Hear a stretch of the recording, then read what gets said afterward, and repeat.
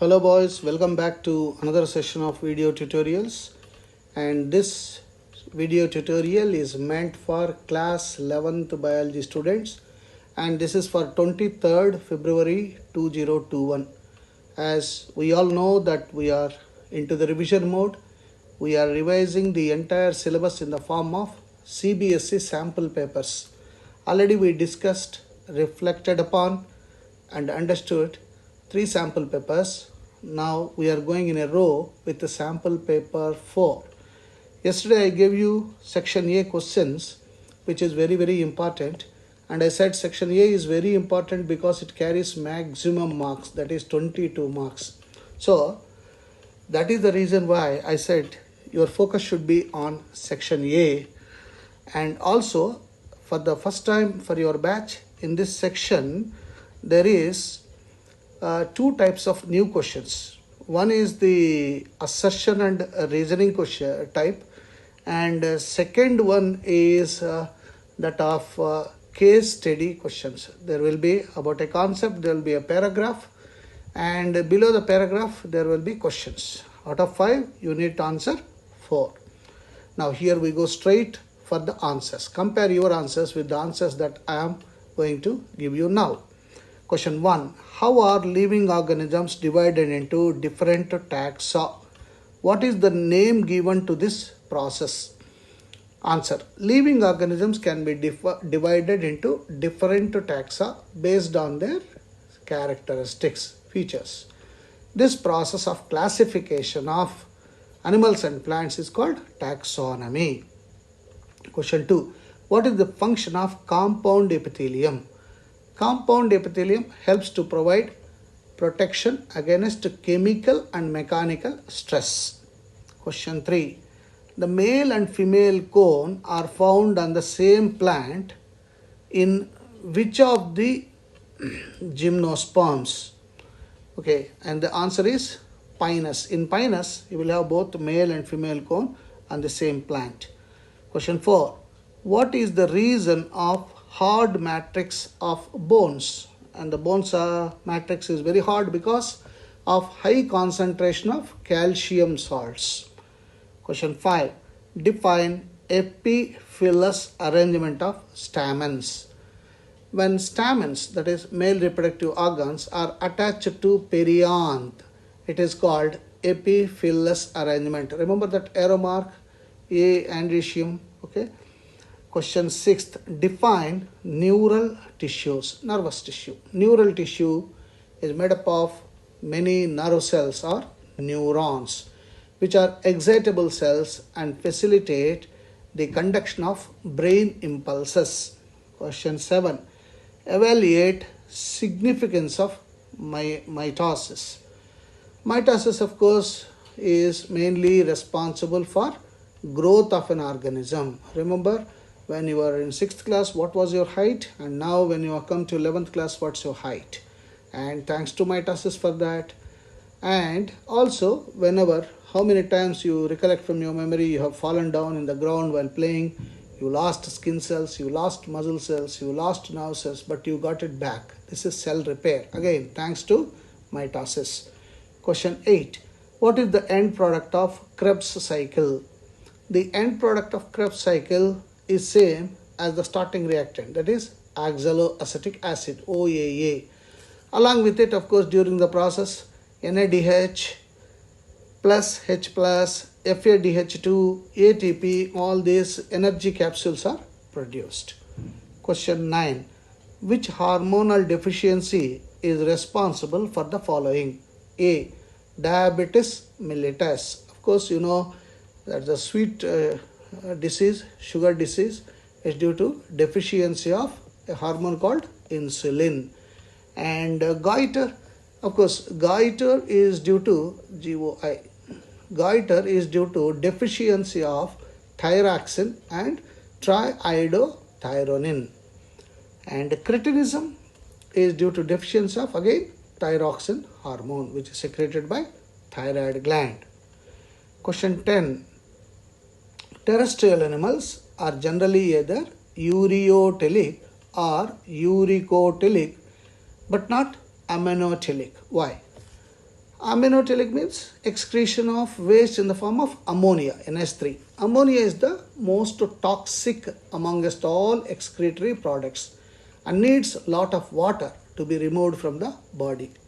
In terrestrial animals, availability of water is not as much as in aquatic animals. So a mechanism needed to be developed to ensure less wastage of water during removal of excretory substances. This became possible by using ureotelic and uricotelic mode of excretion, that is in the form of urea and uric acid. Question number 11, assertion and reasoning. And this is a new pattern I said. Assertion is Aristotle was the earliest to attempt a more scientific basis for classification. And reason is he used simple morphological characters to classify plants and blood for classifying animals. Answer is A. Assertion and reason both are correct, and reason is the correct explanation for assertion. That is, Aristotle was the earliest to attempt more scientific basis of classification. He used simple morphological characters to classify plants into trees, shrubs, and herbs, and divided animals into two groups having red blood and those that did not have red blood. Now, there is a choice for that, and the choice one is again A. Assertion and reason both are correct statements, and reason is the correct explanation for assertion. Explanation: under suitable conditions, the slime molds form an aggregation called plasmodium, which may grow and spread over several feet. During unfavorable conditions, the plasmodium differentiates and forms fruiting bodies bearing spores, which are extremely resistant and survive for many years, even under adverse conditions. The spores are dispersed by air currents, so they are infectious. So this is the fruiting body. Okay, plasmodium is a sporozoan. Now, question 12. Question 12 is assertion and reason. Answer is again A. Assertion and reason both are correct, and reason is correct explanation for assertion. What is that explanation? Arachidonic acid is an unsaturated fatty acid due to the presence of double bond. Arachidonic acid is a carboxylic acid with a 20 carbon chain and 4 cis double bonds. The first double bond is located at the 6th carbon from the omega 8. And question number 13, again B answer. Assertion and reason both are correct, but reason is not correct explanation for assertion. What is that? Question number 13, assertion. Many molecules can move briefly across the membrane without any requirement of energy, and this is called passive transport. So correct statement. Reason. Neutral solutes may move across the membrane by the process of simple diffusion. That's also correct. So assertion is correct, and statement also, that is reason also correct. A correct, R correct, but R is not explaining the A. Question number 14, assertion. Many molecules, question number 14 is a sigmoid curve is obtained when percentage saturation of hemoglobin with oxygen is plotted against the partial pressure of oxygen. So that's also correct statement, assertion. Reason. Saturation is affected by factors like partial pressure of carbon dioxide, proton gradient or concentration, etc. Now, here also in 14, assertion and both reason are correct, but reason is not explaining the assertion. Now, question number 15 is new type of questions I said. There will be a paragraph about a concept, and down below you got questions, 5 questions, you need to answer 4. What is the paragraph? Electron microscopic studies of eukaryotic cells reveal the presence of a network or reticulum of tiny tubular structures scattered in the cytoplasm, that is called the ER, endoplasmic reticulum. The ER is a large network of membrane-bound tubes and sheets which look like long tubules or round and oblong vesicles. Question 1.